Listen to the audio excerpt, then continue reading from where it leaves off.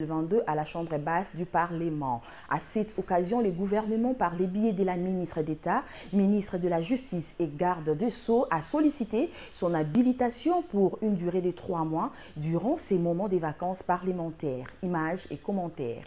Voici le résultat du vote. Sur 396 députés qui ont pris part au vote, 1. Projet de loi portant habilitation du gouvernement. 392 ont voté oui. 4 ont voté non. Aucun député n'a voté abstention. 2.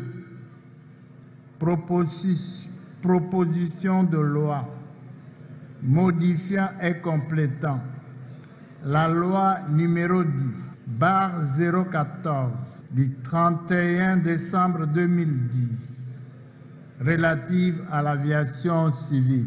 392 députés ont voté oui, 4 ont voté non, aucun n'a voté abstention. 3. Proposition de loi modifiant et complétant l'ordonnance loi numéro 89-031 du 7 août 1989 portant création de la taxe de promotion de l'industrie. 391 ont voté oui, 4 ont voté non, un député a voté abstention.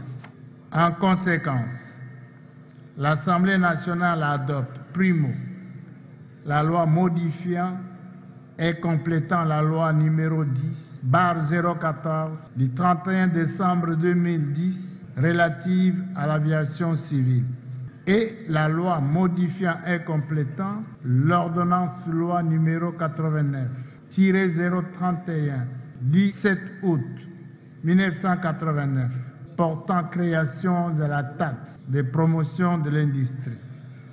Elles seront transmises au président de la République pour promulgation. Secondo, le projet de loi portant habilitation du gouvernement.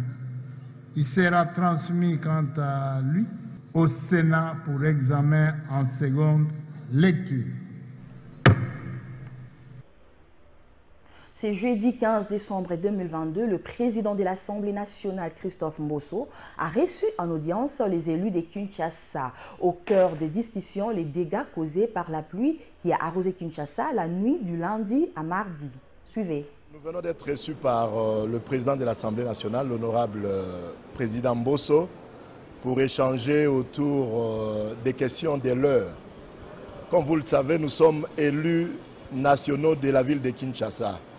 Et que l'actualité vous l'apprend, Kinshasa est frappé de plein fouet par les dégâts causés par les pluies diluviennes qui se sont abattues depuis quelques jours sur la ville. Et il y a eu beaucoup de dégâts, il y a eu perte en vies humaines et des dégâts matériels considérables. Alors, le président de l'Assemblée nationale étant le chef de notre institution, avait voulu nous réunir pour qu'on échange au sujet justement des dispositions qui ont été prises pour l'enterrement des victimes, le suivi des victimes qui sont encore hospitalisées et envisager